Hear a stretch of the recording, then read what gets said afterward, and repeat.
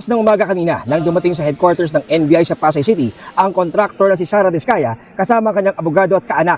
Naka-face mask nang dumating si Diskaya na nagtungo raw sa NBI para raw sumuko. Nakunan din namin ang pagdating ng isang maleta na dala ng isang babae na isinakay sa elevator at iniakyat sa palapag kung nasaan si Diskaya. Nangyari ang pagsuko sa gitna ng anunsyo ni Pangulong Marcos na anumang araw ngayong linggo ay lalabas na ang warrant of arrest laban kay Diskaya. Matatandaan noong Biyernes, naghain na ng kaso malversation at paglabag sa Anti-Graft and Corrupt Practices Act ang Ombudsman laban kay Diskaya at ilan pang individual. Kaugnay ito sa isang ghost flood control project sa Kulaman Jose Abad Santos, Davao Occidental na proyekto ng St. Timothy Construction Corporation, isa sa mga kumpanya ng pamilya Diskaya. Ayon sa source ng GMA Integrated News, ngayong araw daw nagpahiwatig ng pagsuko si Diskaya sa isang regional officer ng NBI na siyang nag-facilitate ng pagsuko ng bilyonaryong negosyante. Bantay sarado siya ng mga ahente nang dumating sa NBI. Ayon sa isa pa naming source, hinihintay na lang ang formal na paglabas ng warrant of arrest laban kay Diskaya.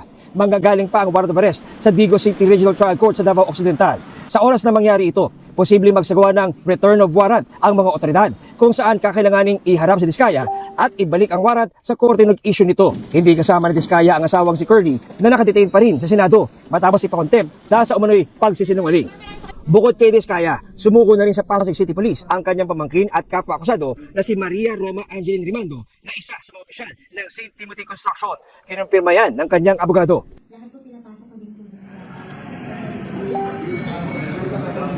Vicky, dito nga sa NBI, magkapalipas na magdamag itong si Sara Diskaya at kung sakasakaling lumabas ang warrant bukas, aasahan natin na uusad na yung mga proseso tulad ng fingerprinting at pagkuha ng mugshot kay Sara Diskaya at posibleng mauwi sa return of warrant. Yan manalitas mo na rito sa NBI, balik si Vicky.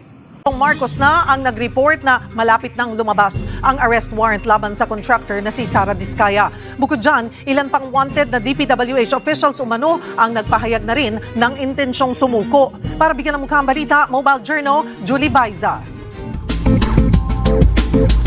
Inaasahan na rin nating lalabas ang warrant of arrest na ni Sara Diskaya itong linggong ito at hindi na rin magtatagal ang pag-aresto sa kanya.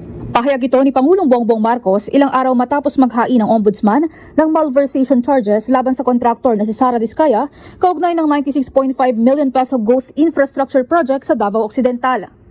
Inanunsyo rin ni PBBM na 8 empleyado ng Department of Public Works and Highways sa Davao Occidental ang nagpadala ng sulat at nangakong susuko sa National Bureau of Investigation para harapin ang kanilang kaso. Magpapatuloy ang investigasyon, magpapatuloy ang pagpapanagot at titiyakin ng pamahalaan na ang pera ng bayan ay maibabalik sa taong bayan. Kasabay nito, naglabas ng freeze order ang Court of Appeals para sa bank accounts at ari-arian ng isang construction company at ni Benguet Representative Eric Yap at ACT-CIS Party List Representative Edvic Yap.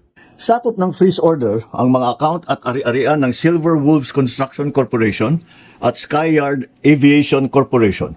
Pati na rin ang mga personal account at asset ng mga individual na nasangkot sa investigasyon. Kabilang ay si Congressman Eric Yap at Edvic Yap.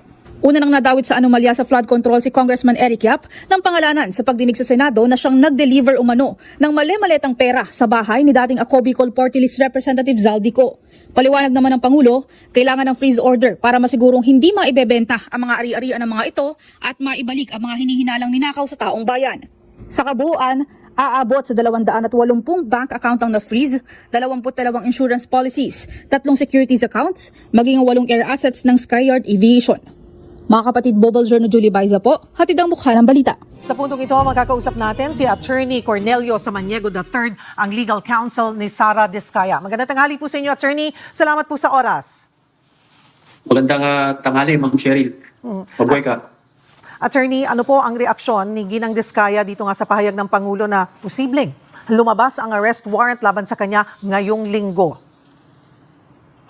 Bilang spokesperson ng magkatawang Diskaya, nire-respeto namin yan, no? Proseso po yan, Ma'am Cheryl. Pero ito lang po masasabi namin, hindi po nagtatago ang kliyente namin, lalo na si Ma'am Sara Diskaya, no? Kung may warrant of arrest, willing siya subuko, or baka mas maaga pa subuko siya. Kung voluntary surrender po siya. Hindi po sila tumatakbo sa legal na proseso. Nakausap, kailan po, Attorney, kailan niyo po huling nakausap at nakaharap si Ginang Diskaya? Kausap ko lang po kahapon. Actually, ma'am, to tell you frankly, bilang respeto sa legal na proseso, si Ma'am Roma Diskaya ay nag-surrender na po siya sa Pasig City Police kagabi. At bilang pagpapatunay na wala siyang tatakbuhan sa mga kasong yung kinakaharap nila, sinurrender po rin niya ang kanyang Philippine passport sa PNP Pasig City. Kagabi lang po ito ginawa. Opo.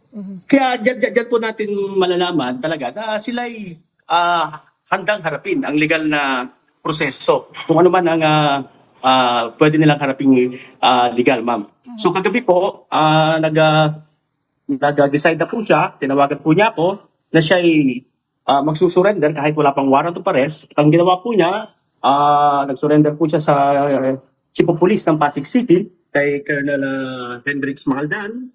And then doon din po ay ibinigay po niya ang pusang loob yung kanyang Philippine passport para nagpapatunay daw po na siya ay walang balak lumabas sa Pilipinas.